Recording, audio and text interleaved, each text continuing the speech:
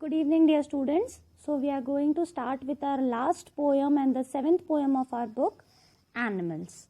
So this poem basically deals with a comparison between the humans and animals. इस poem में poet ने humans और animals की life, उनकी सराउंडिंग्स, उनके बिलीव्स, उनके सारी चीज़ों के बारे में एक कंपैरिजन प्रेजेंट किया है. So let's start with the poem. The poet tells us that he feels more at home with animals than humans whom he finds complicated and false. तो एक बहुत ही फिलोसॉफिकल एस्पेक्ट इसमें आता है कि जो पोएट है वो चाहते हैं कि वो एनिमल्स के साथ में ज़्यादा कंफर्टेबल फील करते हैं, वो उनके साथ जाके रहें, क्योंकि ह्यूमंस उनकी नज़र में बहुत कॉम्प्लिकेटेड से और फॉल्स होते हैं, झूठे होते हैं. तो पोएट कहते हैं, I think I could turn and live with animals, they are so placid and self contained. I stand and look at them long and long. So poet कहते हैं कि मेरा मन करता है कि मैं पलट के दोबारा, जैसे पहले इवोल्यूशन के पहले हाँ सब एनिमल्स रहते थे, हम भी एनिमल से ही इवोल्यूट होके आए हैं, तो उसी तरह पोएट चाहते हैं कि वो दोबारा एनिमल्स में चले जाए. एनिमल्स बड़े ही प्लेसेड और सेल्फ कंटेन्ड होते हैं. सेल्फ कंटेन्ड मतलब सेल्फ सेटिस्फाइड होते हैं. उन्हें किसी चीज़ का ग्रीड और वो और ज़्यादा पाने की इच्छा वो नहीं होती है. उन्हें जितना मिलता है उसमें वो संतुष्ट होते हैं और बड़े ही प्लेसेड होते हैं, बड़े ही नॉर्मल होते हैं, बड़े ही सेल्फ सेंटर्ड नहीं होते. सेल्फ सेंटर्ड मतलब ग्रीडी नहीं होते हैं. वो जितना उनके पास होता है उतने में ही खुश रहना उन्हें बहुत अच्छे से आता है. तो पोएट उन्हें खड़े रह के बहुत देर तक देखते हैं, ऑब्जर्व करते हैं और चाहते हैं कि उन्हीं की तरह उन्हीं के साथ रहे. They don't sweat and whine about their condition. Do not sweat and whine मतलब whine करना मतलब परेशान होना, रोना, चिल्लाना. तो जैसे ह्यूमंस ने छोटी सी परेशानी आती है, रोने लग जाते हैं, पसीना पसीना हो जाते हैं, घबरा जाते हैं, वैसे एनिमल्स ह्यूमंस की तरह छोटी सी परेशानियों में घबराते नहीं हैं. जब भी कोई गलती करते हैं तो हमारे साथ होता है ना कि हम गलती करते हैं तो हमें नींद नहीं आती, हमें बहुत घबराहट होती है. So do not lie awake in the dark and weep for their since. Weeping again crying loudly. Since mistakes, wrong doings. तो वो इंसानों की तरह गलतियां करके अंधेरे में जागा नहीं करते और अपनी गलतियों पर, अपने गुनाहों पर, सिंस को बेसिकली हम कह सकते हैं गुनाह, अपने गुनाहों पर वो रोया नहीं करते, क्योंकि वो ऐसी कोई गलती करते ही नहीं है कि उन्हें बाद में पछताना पड़े. They do not make me sick discussing their duty to God. अब जैसे हमारी आदत है, अरे हमने ये पूजा की, हमने ये पाठ किया, हमने ये अनुष्ठान करवाया, देखो हम भगवान के प्रति इतने ऐसे हैं वैसे हैं. ये हमारी भगवान को लेके भी हम अपनी श्रद्धा नहीं, हम अपना एक तरह से शो ऑफ बताते हैं. तो पोएट कहता है कि भगवान के प्रति जो उनकी ड्यूटी है ह्यूमंस की, उसके बारे में वो चिल्ला के आप बखान कर करके, they do not make me sick. Making sick का मतलब होता है इरिटेट कर देना, परेशान कर देना. एनिमल्स ये नहीं करते इंसानों की तरह कि भैया हमने ये पूजा करवाई, हमने ये पाठ करवाया, हमारी भगवान के प्रति ये ड्यूटी है, ये कर्तव्य है, हमने इस कर्तव्य को पूरा किया. वो ऐसे कर्तव्य गिना के इरिटेट नहीं करते. Not one is dissatisfied, not one is demented with the mania of owning things. उनमें से कोई एक भी डिससेटिस्फाइड नहीं है, मतलब असंतुष्ट नहीं है. जितना उनके पास है उन सारी चीज़ों में वो खुश हैं. और चीज़ों को ओन करने का, अरे ये मेरा है वो मेरा है, ये ओन करने का उन्हें मेनिया नहीं है. मेनिया एक तरह से पागलपन होता है कि नहीं ये भी मुझे चाहिए, वो भी मुझे चाहिए. तो ह्यूमंस में ये भूख होती है, ये ग्रीड होती है, नहीं मुझे सब चाहिए. उन्हें मेनिया होता है of owning everything.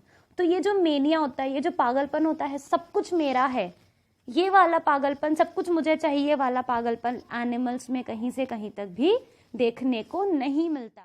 So the poet keeps on comparing human instincts and human perceptions with that of animals, and then he comes to the point that no one kneels to another, nor to his kind that lived thousands of years ago. तो यहाँ एक human perception आता है और humans में एक आती है इन्फीरियोरिटी सुपीरियोरिटी कंसेप्ट. अरे ये हमसे बड़े हैं, इनके आगे, मतलब ये बड़े लेवल के लोग हैं, इनके आगे झुको. तो पोएट कहता है कि एनिमल्स में ऐसा कुछ नहीं होता. No one kneels to other. Kneel down करना मतलब घुटनों पे बैठना. तो कोई एक दूसरे के सामने झुकते नहीं हैं. जस्ट बिकॉज वो हजारों साल पहले जीते थे, हजारों साल पुराने उनके पूर्वज हैं, वो रिस्पेक्ट देना अलग बात है, लेकिन उनके सामने वो सुपीरियोरिटी इन्फीरियोरिटी वाला कंसेप्ट कभी भी नहीं आता. नॉट वन इज रिस्पेक्टेबल और unhappy over the whole earth. Not one is respectable मतलब ऐसा नहीं है कि ये बड़ा छोटा, ये अमीर गरीब, ये वाला कंसेप्ट एनिमल्स में कभी नहीं होता। ये वाला कंसेप्ट तो हम ह्यूमंस का फैलाया हुआ है। तो वहाँ पर not even everyone, no one is respectable का मतलब ये होता है कि वहाँ पे ऐसा नहीं है कि वो ज़्यादा सम्मानित व्यक्ति है या फिर एनिमल है या कम सम्मानित है, नहीं, एवरीबडी इज इक्वल। और पूरी अर्थ पे कोई भी अनहैप्पी नहीं है। जैसे हम, अरे वो हमसे बड़ा है, उसके पास ज़्यादा पैसा है, उस चक्कर में हम सोचते रह जाते हैं और अनहैप्पी होते जाते हैं। वो चीज़ एनिमल्स में नहीं आती है। Every animal is happy on the whole earth, so they show their relations to me and I accept them.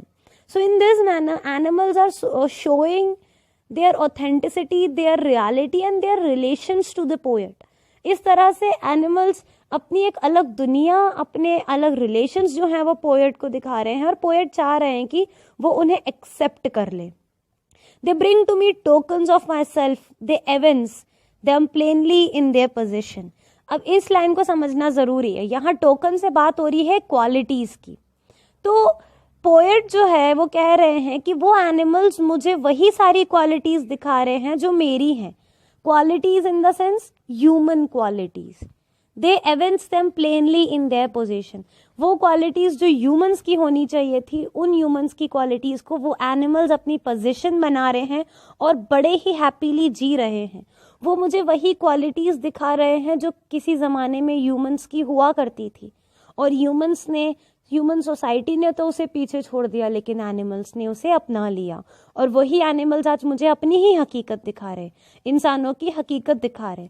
और पोएट सोचते हैं कि I wonder from where they get these tokens, कहाँ से मिले होंगी उन्हें ये क्वालिटीज़।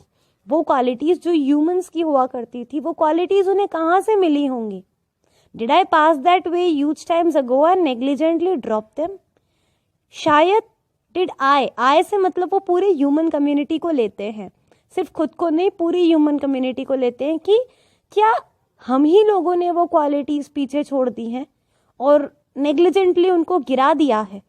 कई समय पहले नेग्लिजेंटली, जानबूझ के या फिर अनजाने में, क्या हम ही लोगों ने वो इक्वालिटी, ब्रदरहुड, टुगेदरनेस वाली क्वालिटीज़ को कहीं गिरा दिया है और हमारी उन गिराई हुई क्वालिटीज़ को इन एनिमल्स ने अपना लिया। तो इस तरह वॉल्ट विटमैन हमें समझाना चाहते हैं कि वो एनिमल्स होके इतने भाईचारे, एकता के और खुशियों के साथ रह सकते हैं, तो हम इंसान होके वो चीज़ क्यों नहीं करते। और सिंस इंसानों ने उन सारी चीज़ों को, उन टोकन्स को, उन क्वालिटीज़ को, उन सारे फीचर्स को पीछे छोड़ दिया है, पीछे गिरा दिया है और एनिमल्स ने उन्हें उठा लिया है, तो अब वो एनिमल्स के साथ ही रहना चाहते हैं।